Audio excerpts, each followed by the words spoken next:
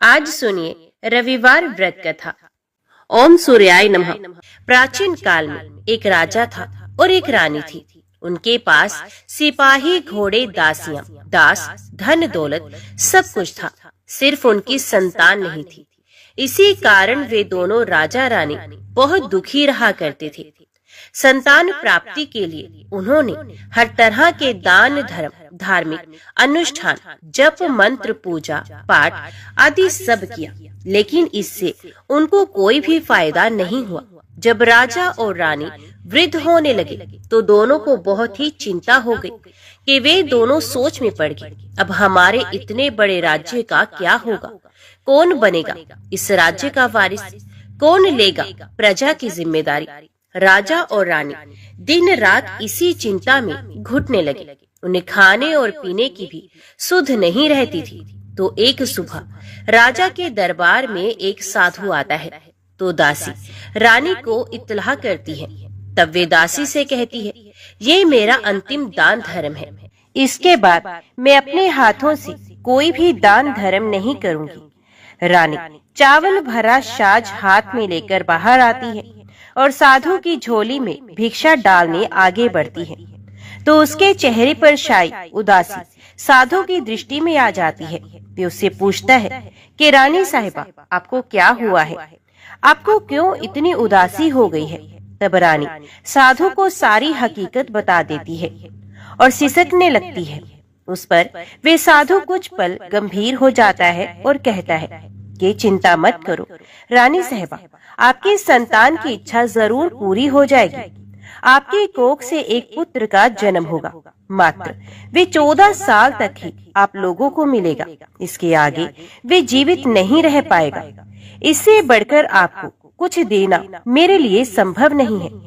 अपनी बात पूरी करते उसने अपनी झोली में हाथ डाला। हाथ डालकर थोड़ी सी भभूत निकालकर उसने रानी को दी और कहा, आप और महाराज दोनों इसे बांटकर ग्रहण कर लेना, तुम्हें जल्द ही पुत्र की प्राप्ति हो जाएगी। और वे साधु अपनी राह को चला गया। उसके जाने के बाद रानी सोचने लगी कि 14 साल तो 14 साल ही सही, उतने समय के लिए हमें पुत्र तो मिलेगा, ये काफी है। उतने साल तक मैं उसे जी जान से बड़ा करूंगी, उसे ढेर सारा प्यार और दुलार करूंगी, अपनी संतान की मुराद पूरी करूंगी। उस रात अपना सारा राजकाज का काम खत्म करके राजा जब रानी के महल में गए तो रानी ने राजा को सारी बात बता दी और साधु की दी हुई भभूत राजा को दिखाकर बोली कि साधु महाराज ने ये भभूत हम दोनों को ग्रहण करने के लिए ही दी है। राजा बोले, इतना दान और धर्म किया, जप और तप किया, उसका कोई फल नहीं मिला। अब इस भभूत से हमें क्या संतान प्राप्त होगी? उस पर रानी बोली, जब इतना सब कुछ कर ही लिया है तो अब ये भी सही, क्यों हम उस साधु के क्रोध को बुलावा दें? राजा को किसी बात पर विश्वास नहीं था, पर रानी को दुख न पहुंचे इसलिए वे राजी हो गया। और राजा रानी दोनों नहाते धोते हैं, फिर अपने भगवान का नाम का स्मरण करते हैं, अपने पुरखों को स्मरण करते हैं और उस साधु महाराज का नाम स्मरण करके वे भभूत बांटकर दोनों खाते हैं। उसके बाद दोनों निश्चिंत होकर सो जाते हैं। तो कुछ दिन गुजर जाते हैं और साधु द्वारा कहे अनुसार रानी गर्भवती हो जाती है। उस पर राजा और रानी दोनों की खुशी गगन में नहीं समाती। राजा रानी से बोलते हैं, महारानी, सचमुच साधु महाराज की कृपा हो गई। तो 9 महीने बाद रानी ने एक सुंदर पुत्र को जन्म दिया। राजा ने बड़ी धूमधाम से पुत्र का नामकरण किया। सारे राज्य में 8 दिन तक अनशन तर्पण रखा, उत्सव मनाया गया। अब पुत्र की कुंडली देखने के लिए राज्य के सबसे विद्वान पंडित जी को बुलावा भेजा गया। जो कुंडली देखकर पंडित जी बड़े चिंतित हो गए और कहने लगे, महाराज, हमारा राजपुत्र सिर्फ 14 साल तक हमारे पास रहेगा। राजा को इस बात की भनक तो थी ही, रानी को भी साधु महाराज की बात याद थी। दोनों चुप रह जाते हैं। उसके बाद राजा और रानी बड़े प्यार से बेटे की परवरिश करते हैं, उसकी हर ख्वाहिश पूरी करते हैं। थोड़े समय के लिए ही सही, भगवान ने संतान की अपनी मुराद पूरी कर ली, इसे वे समाधान मानते हैं। राजपुत्र दिन प्रतिदिन बड़ा होता है। जब वे 7 साल का हो जाता है तो राजा एक अच्छे गुरु की नियुक्ति करके उसे पढ़ाई लिखाई, घोड़सवारी आदि 12 विद्याओं का शिक्षण देते हैं। जब वे सब शास्त्र विद्या में पारंगत हो जाता है और 12 साल की उम्र का हो जाता है, तब एक अच्छी सी राजकन्या खोजकर उसकी शादी करा देती है। तो 2 और साल बीत जाते हैं। बेटा 14 साल का हो जाता है। एक दिन राजपुत्र राजा से बोलता है, पिताजी, मैं अपना सारा राज्य घूमकर देखना चाहता हूँ। आज तक मैंने सिर्फ इस रजवाड़े के अतिरिक्त कुछ देखा ही नहीं है। बेटे की बात सुनकर राजा चिंतित हो जाते हैं, क्योंकि पुत्र को 14वां साल शुरू हुआ ही था। अब कोई अनहोनी होने का वक्त नजदीक आ पहुंचा था। लेकिन राजा ये सब बात पुत्र को बता नहीं सकता था। राजा अपने चेहरे पर खुशी लाकर बेटे से कहता है, हाँ हाँ, जरूर जाओ बेटा, तुम्हें अपना सारा राज्य घूमकर देखना चाहिए। कहाँ क्या है ये सब जानना चाहिए। कल मेरे बाद तुम्ही को तो राजा बनना है। मात्र एक बात का ध्यान रखें, तुम जहाँ जा रहे हो, क्या कर रहे हो, ये बात अपनी पत्नी को नहीं बताना। पुत्र कहता है, ठीक है पिताजी, आपने जो कहा है मैं वैसा ही करूँगा। राजपुत्र दिन भर अपनी पत्नी के साथ रहता है, खुशियां मनाता है और रात को 12 बजे भी उठकर बाहर चला जाता है। फिर सुबह होने से पहले वापस अपने महल में आकर सो जाता है। ऐसा बहुत दिनों तक चलता रहा और पुत्र का 14वां साल खत्म होने में कुछ ही दिन बाकी रहे। इतने में उसकी पत्नी यानी छोटी रानी रात में जाग जाती है। वे देखती है कि बिस्तर पर राजपुत्र नहीं है। वे महल में सब जगह देखती है तो राजपुत्र कहीं भी नजर नहीं आते। तो वे क्या करती, किससे कहती? वे चुपचाप रहती है। फिर वे सुबह होने पर देखती है कि उसका पति अपनी जगह सोया हुआ है। ये पति से कुछ नहीं पूछती। लेकिन दूसरी रात जब वैसा ही होता है, तीसरी और चौथी रात और कुछ दिनों तक ऐसा ही चलता रहा। रानी बहुत ही चिंतित हो जाती है। उसके मन में ढेर सारे सवाल उठते हैं, लेकिन उसे पूछने में डर लगता है। शायद गुस्सा कर बैठे। सास ससुर से पूछने के बारे में सोचा तो उसकी कुल मर्यादा बीच में आ जाती थी। तो इस तरह वे मन ही मन में घुटती रहती थी। इस हालत में उसे खाने पीने में दिलचस्पी नहीं होती थी। वे दुबली पतली हो जाती है। तो उस राज्य में फूल बेचने वाली एक बूढ़ी मालिन थी। वे हमेशा छोटी रानी को फूल देने उसके महल में आती थी। उस बुढ़िया का ध्यान छोटी रानी पर पड़ जाता है। वे उसे पूछती है, बेटी, तुम्हें किस बात का दुख है? तुम इस तरह सूख कर कांटा क्यों बनी हो? उस पर रानी कहती है, क्या बताऊं तुम्हें अम्मा, तुम्हारा राजपुत्र हर रात्रि को बाहर चला जाता है और सुबह वापस लौटकर आ जाता है। वे कहाँ जाता है, क्या करता है, ये सोच सोच कर मैं अन्न जल ग्रहण नहीं कर पाती हूँ और सूख सूख कर इस तरह कांटा बन रही हूँ। बुढ़िया सब बात सुनकर उसे एक उपाय बताती है कि बेटा, ऐसा करना, आज रात को तुम सोना मत, उसके पीछे जाकर देखना कि वे कहाँ जाता है, क्या करता है और उसकी अच्छी तरह से पहरेदारी करना। तो छोटी रानी बोली कि अगर मुझे नींद आ गई तो बुढ़िया बोली, तुम्हें नींद ना आए इसलिए एक काम करना, अपने बाएं हाथ की उंगली में एक जख्म कर देना, उस पर थोड़ी सी मिर्ची छिड़कना, उससे तुम्हें बड़ी जलन होगी। उस पीड़ा से तुम्हें रात भर नींद भी नहीं आएगी। रानी बुढ़िया के कहे अनुसार वही करती है। उंगली की जलन से उसे बड़ी देर तक नींद भी नहीं आती, लेकिन बाद में वे सो जाती है। दूसरे दिन सुबह बुढ़िया फूल लेकर उसके महल में पहुंचती है और पूछती है, क्या हुआ बेटी, क्या तुम देख पाई कि पति कहाँ जाता है? तो रानी कहती है, नहीं अम्मा, पहले कुछ समय जलन के कारण मुझे नींद नहीं आई, पर कुछ देर के बाद मैं सो गई। बुढ़िया कहती है, कोई बात नहीं, आज तो उंगली पर पहले से थोड़ा बड़ा जख्म करना और ज्यादा मिर्च लगाना। तो रानी ने वैसा ही किया, परंतु वे सिर्फ पति को बाहर निकलते हुए देख पाती है, उसके पीछे नहीं जा सकती क्योंकि उसे फिर से नींद आ जाती है। दूसरे दिन सुबह बुढ़िया आती है तो उसके पूछने से पहले ही रानी रोकर कहती है, अम्मा, मैं आज भी उसकी पहरेदारी ठीक तरह से नहीं कर पाई। बुढ़िया कहती है, रोना नहीं बेटी, सब कुछ ठीक हो जाएगा। तुम आज रात जख्म और बड़ा करना और उस पर ज्यादा मिर्ची लगाना, और एक काम करना कि जब वे जाने के लिए निकलता है तब उसका रास्ता रोकना। बुढ़िया ने जैसा बताया रानी ने वैसा ही किया। आज रात उसे नींद नहीं आती। पति जब रात को महल से निकलने के लिए चलने लगता है तो वे बुढ़िया ने जैसा बताया वैसा ही करती है। दौड़कर जाकर पति का रास्ता रोकती है और कहती है, कहाँ जा रहे हो, किससे मिलने जा रहे हो, मुझे बताओ। राजपुत्र उसे समझाने की बहुत कोशिश करता है। देखो, अगर मैंने तुम्हें ये बता दिया तो मैं तुम्हें दोबारा नहीं मिल पाऊंगा। रानी कहती है, कोई बात नहीं, ना मिल पाओ, लेकिन आप रात के समय कहाँ जाते हो ये मुझे बता दो। राजपुत्र निरुपाय हो जाता है। पत्नी की जिद के आगे उसकी एक नहीं चल पाती।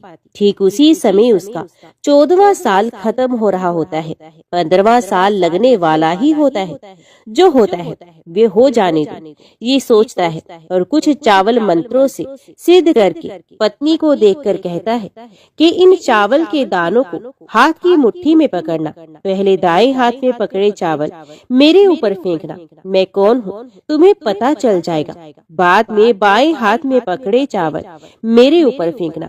मैं जैसा था तुम्हें मिल जाऊंगा, लेकिन यदि तुम बाएं हाथ के चावल मेरे ऊपर फेंकना भूल गई तो मैं तुम्हें कभी नहीं मिल पाऊंगा। रानी ने कहा, नहीं भूलूंगी। रानी बड़े आत्मविश्वास के साथ ये कहकर दाएं हाथ में पकड़े चावल पति के ऊपर फेंक देती है तो राजपुत्र एकदम एक विशाल घोड़ा बन जाता है। एकदम उम्दा सफेद गर्दन, लंबी आयाल देखते देखते वे तेजी से दौड़ने लगता है। रानी उस घोड़े को एकदम भौचक्की होकर देखने लगती है और पति ने बाएं हाथ के चावल फेंकने की जो बात कही थी वे भूल जाती है। उसकी आंखों के सामने घोड़ा महल से बाहर निकलकर चला जाता है। घोड़ा जो महल से बाहर जाता है तो वापस नहीं आता। अब रानी को बड़ा पश्चाताप हुआ। वे स्वयं को कोसने लगती है, लेकिन अब उसका कोई फायदा नहीं होने वाला था। राजपुत्र अब वापस नहीं आने वाला था। सुबह होते ही महाराजा को सब बात पता चली। उन्हें बहुत दुख होता है। वे बिस्तर पकड़ते हैं और राह देखती हैं कि एक दिन उनका बेटा वापस आ जाए। इस तरह 1 महीना गुजर जाता है, 3 महीने गुजर जाते हैं, आखिर 6 महीने पूरे हो जाते हैं। राजपुत्र का कोई अत्ता पता नहीं चलता। प्रधान राजपुत्र को ढूंढने के लिए राज के गांव-गांव सिपाही भेजता है, लेकिन उन्हें कोई सफलता नहीं मिलती। इधर रानी अपनी हठ के कारण पति गायब हो गया ये सोचकर स्वयं को मन ही मन कोसती है और प्रण लेती है कि कुछ भी करके पति को ढूंढ कर लाएगी और उसे वापस घर लेकर आएगी। एक दिन सुबह उठकर सास ससुर के महल में जाती है और कहती है कि मैं अपने पति की खोज में जा रही हूँ। महाराजा को और क्या चाहिए था, कुछ भी करके उनका बेटा उन्हें वापस मिलना चाहिए था। वे बहू को जाने की अनुमति देकर कहने लगे, बेटी तुम्हें जो चाहे वे करो, जहाँ जाना है वहाँ जाओ, लेकिन हमारे बेटे को वापस लेकर आओ। अब रानी अपना शाही भेष बदलकर एक सेठानी बन जाती है। कुछ दासियों को, कुछ नौकरों को साथ ले लेती है और कुछ सामान साथ ले लेती है। कुछ राज्य की सीमा पर जाकर वहाँ एक भोजनालय खोल लेती है। वहाँ आने वाले सभी यात्रियों को खाना मुफ्त में देने लगती है। मात्र एक शर्त रखी कि खाने वाले को उसकी देखी हुई कोई अजीब चीज उसकी मालकिन को यानी राजकन्या को बतानी पड़ेगी। तो वहाँ आने वाला हर नागरिक अपनी तरफ से मैंने ये देखा, मैंने वे देखा कह कहकर खाना मुफ्त में खाना खाते हैं। परंतु रानी को जो बात चाहिए थी वे अब तक नहीं मिली थी। ऐसे ही कुछ दिन और बीत गए तो रानी के महल में फूल लेकर जाने वाली बुढ़िया की एक बेटा और बहू थे। उनका एक छोटा बेटा था, यानी बुढ़िया का एक पोता था। तो बेटा और बहू सुबह काम के लिए निकलते थे तो पोते को संभालने की जिम्मेदारी बुढ़िया पर रहती थी। दिन भर पोते को संभालती थी। बुढ़िया को पान खाने की आदत थी। एक दिन तो पान लगाने के लिए चूना चाहिए था, तो वे उसे तैयार करने के लिए सीपियां लेकर आई। इन सीपियों को भूनने के लिए गोबर के कंडे चाहिए थे। कंडे इकट्ठा करने के लिए वे बांस की टोकरी लेकर चरवाहे के मैदान में गई। वहां बहुत सारे कंडे थे। उन्हें जमा करते करते उसे घर आने में अंधेरा हो गया। इस ओर शाम होते ही काम से वापस आकर बेटा और बहू घर पहुंचे तो देखा कि बच्चा घर पर अकेला है और रो रहा है। वे दोनों गुस्से से लाल पीले हो गए। इतने में बुढ़िया घर आ पहुंची।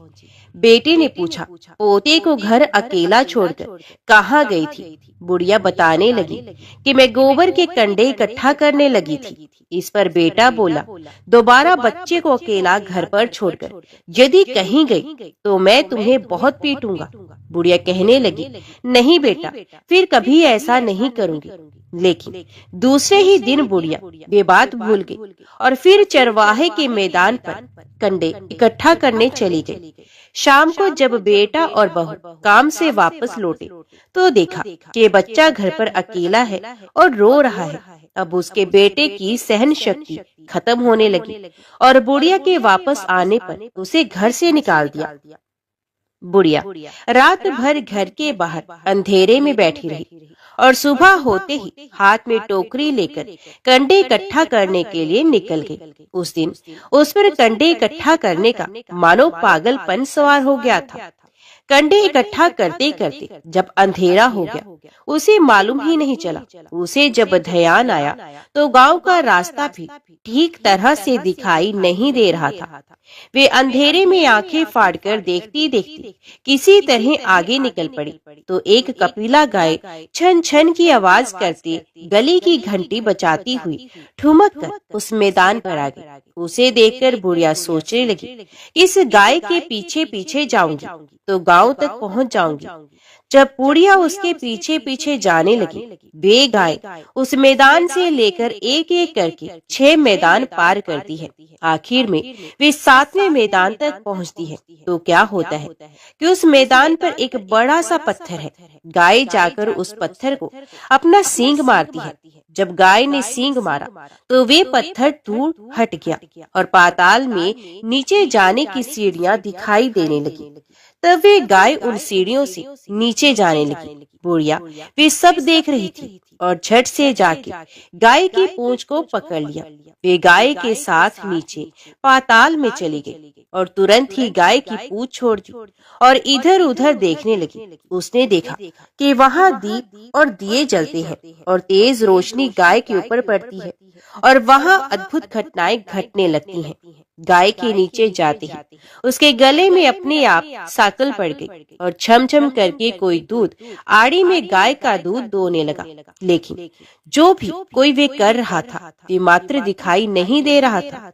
बुढ़िया बहुत घबरा गई, कहाँ आकर फंस गई ये सोचने लगी और यहाँ वहाँ छिपने के लिए जगह ढूंढने लगी। लेकिन उसे कहीं भी जगह नहीं मिली। हर जगह उजाला ही उजाला था।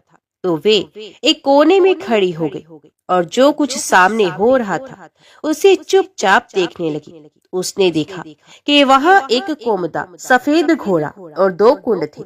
उसमें से एक कुंड में उस घोड़े ने छलांग लगाई और ऊपर आ गया और उस घोड़े को अब राजपुत्र का रूप प्राप्त हो गया। उसने दूसरे कुंड में पानी में स्नान किया, वहां रखे नए कपड़े पहने और नजदीकी ही एक सुंदर पलंग था। उस पर आकर वे बैठ गया। उसके सामने अपने आप 5 पकवानों की थाली आ गई, दूध की एक प्याली भी आ गई, 5 सुपारी आ गई। उसके सामने एक दिया जलता रहा और राजपुत्र ने खाना खाया, पानी पिया, पान सुपारी खाई और बिस्तर पर लेट जाने से पहले सूर्यदेव का स्मरण करके सामने जलते हुए दिए से पूछा, हे दीपंकर, मेरे माता पिता क्या कर रहे हैं? दिया बताने लगा, बेटे के शोक में डूबे हैं, राज कौन संभाल रहा है? तो उसने बोला कि राज्य प्रधान संभालते हैं। उसने पूछा कि मेरी पत्नी क्या करती है? तो दिए ने बोला कि उसने चौराहे पर भोजनालय शुरू किया है और आते जाते लोगों से वे नई खबर के बारे में पूछती रहती है। दिए के यूं कहते ही राजपुत्र कहने लगा कि ठीक है। उसके बाद वे सो गया। बुढ़िया कोने में खड़ी हुई सब देख रही थी।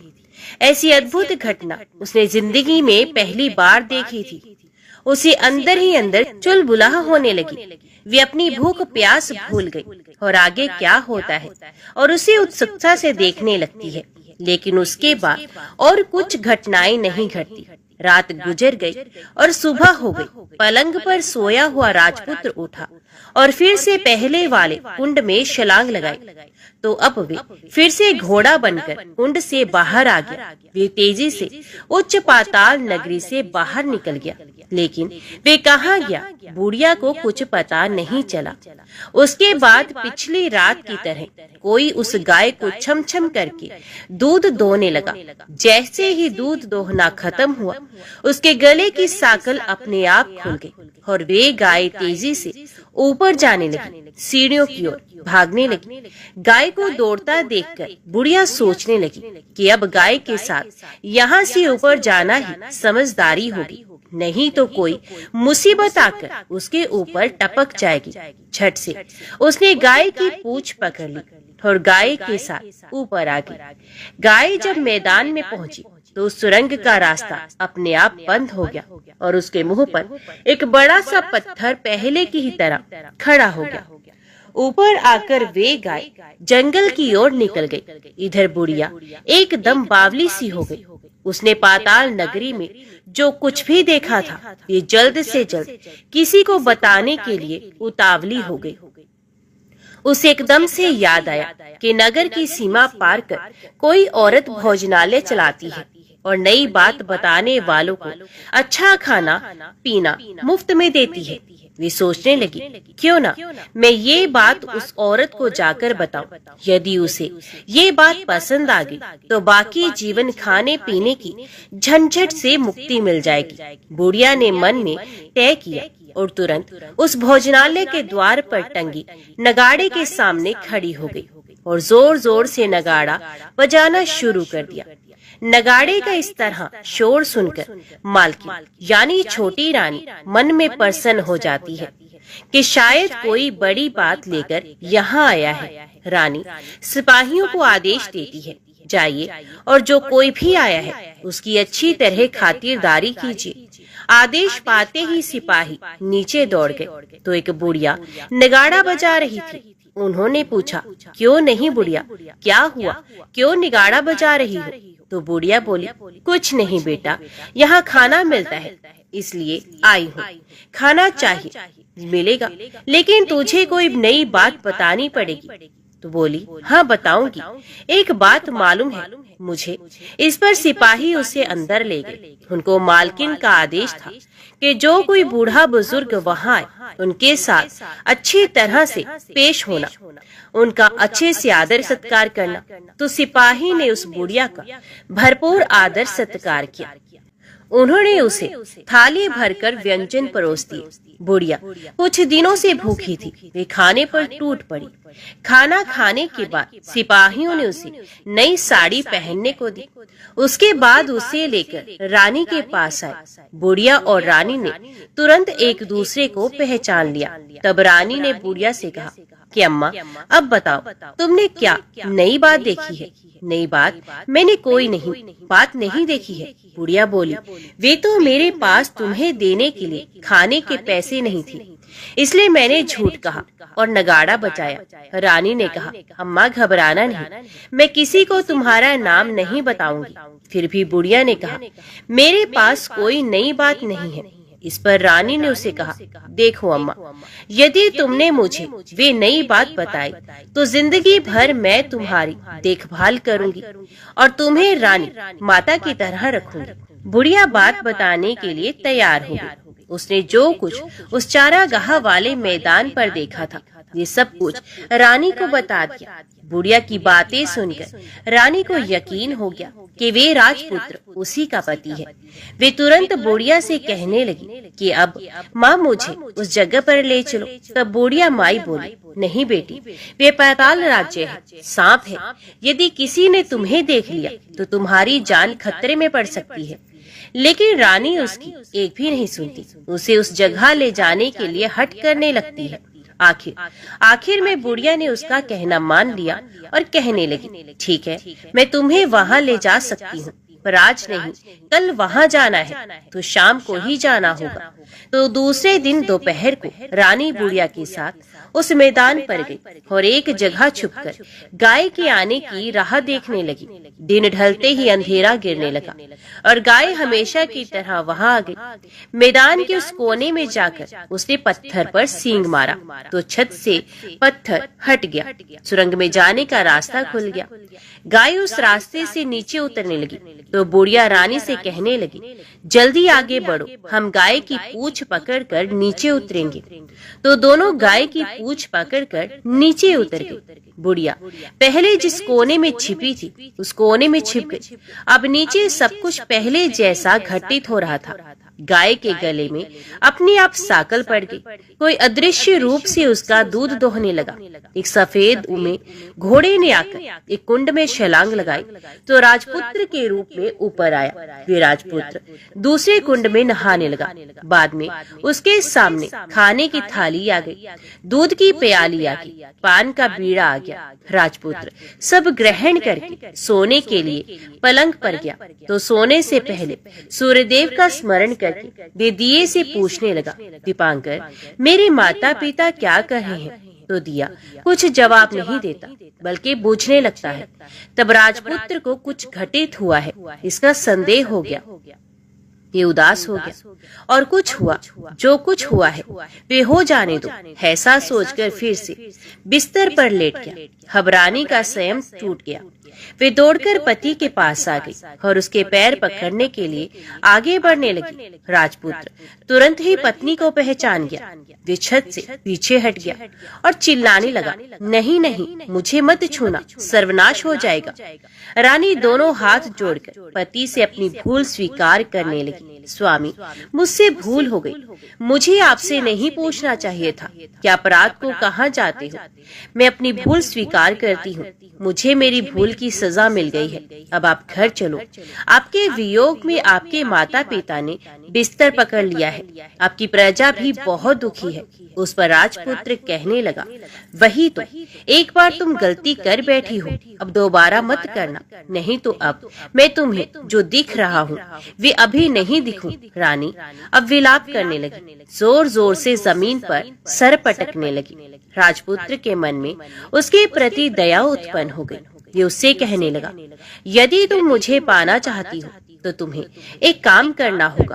काम कठिन है लेकिन वे तुम्हें अकेले ही करना होगा। रानी ने कहा, कहो स्वामी, कितना भी कठिन काम हो मैं वे पूर्ण करूंगी। तो रानी कहने लगी। इस पर राजपुत्र ने उसे बताया, इस पाताल से ऊपर जाते ही तुम्हें एक घना जंगल नजर आएगा। ऐसे 6 जंगल पार करने के पश्चात तुम्हें एक 7वां जंगल मिलेगा। वे जंगल सबसे घना है। उस जंगल के बीचों बीच एक पीपल का पेड़ है। उसके आसपास की जगह पत्ते, फंदे, जटाई आदि से ढक चुकी है। वहाँ बाघ, शेर, सांप और भालू बैठते हैं। तुम्हें उन सबको भगाकर वे जगह साफ करनी है। उसको गोबर से लिपाई करके पवित्र बनाना है, रंगोली से सजाना है। उसके बाद वहाँ धूप, कपूर, अगरबत्ती जलानी है। फूल और कुमकुम से पेड़ की पूजा करनी है। दूध और दही से बने चावल का भोग चढ़ाना है। ये सब तुम्हें दोपहर को 12 बजे से पहले करना है। 12 बजने के समय तुम्हें उस जगह पर बैठकर सूर्य भगवान का ध्यान करना है। ठीक 12 बजे सूर्य भगवान का रथ वहाँ उतरेगा।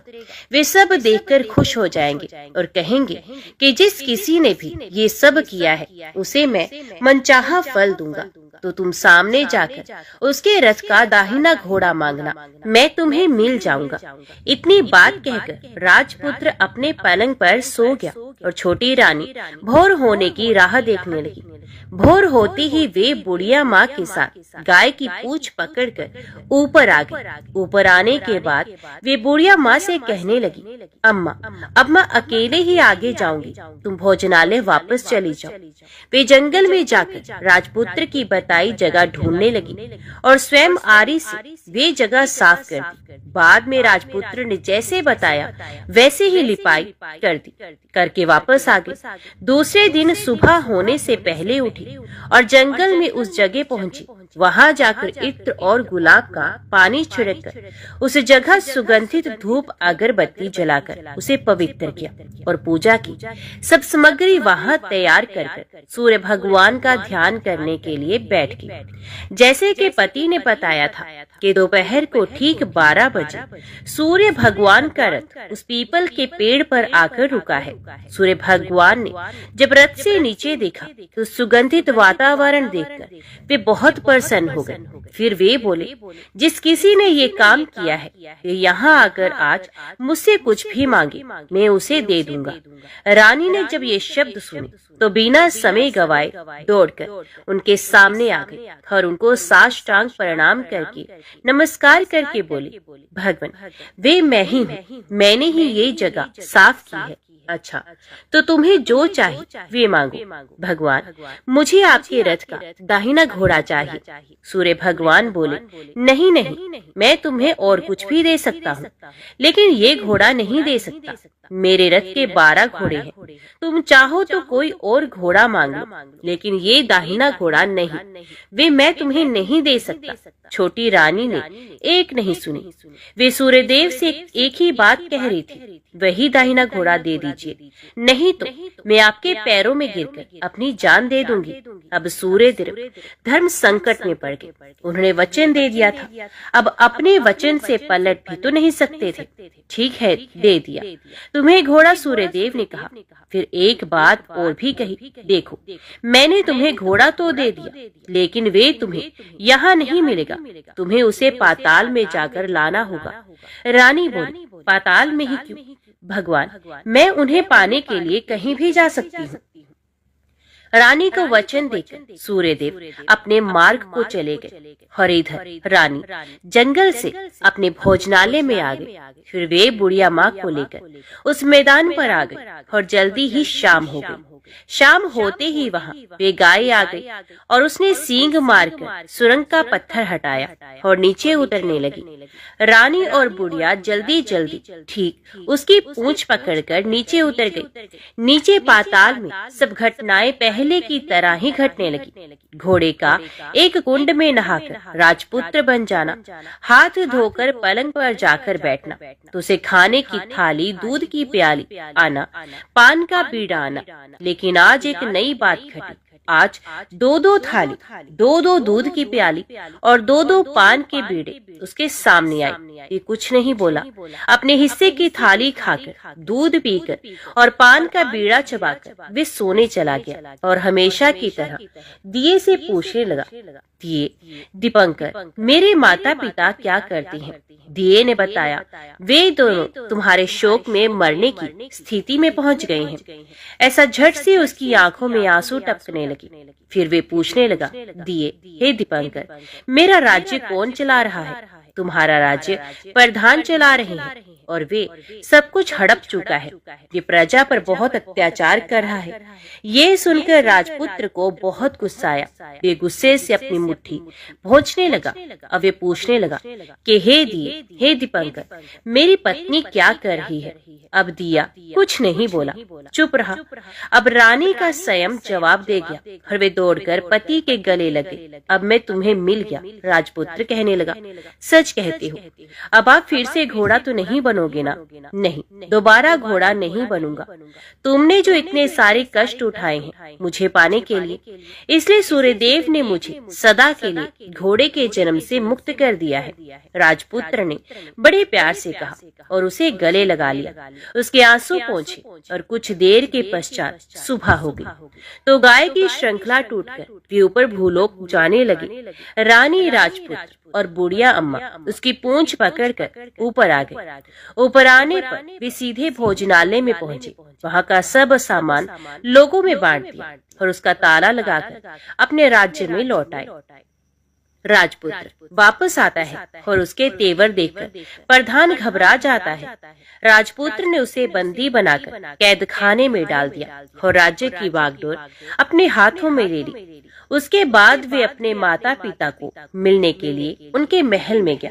तब राजपुत्र क्या देखता है कि उसके माता पिता उसके शोक में अस्थि पंजर बने हुए हैं। पुत्र को वापस आया देखकर मरणासन राजा और रानी की आंखों से आंसू टप टप बहने लगे। इन दोनों ने पुत्र को गले लगाया, उसे प्यार से सहलाया और इतना होने के बाद उनकी सेहत में एकदम सुधार आने लगा।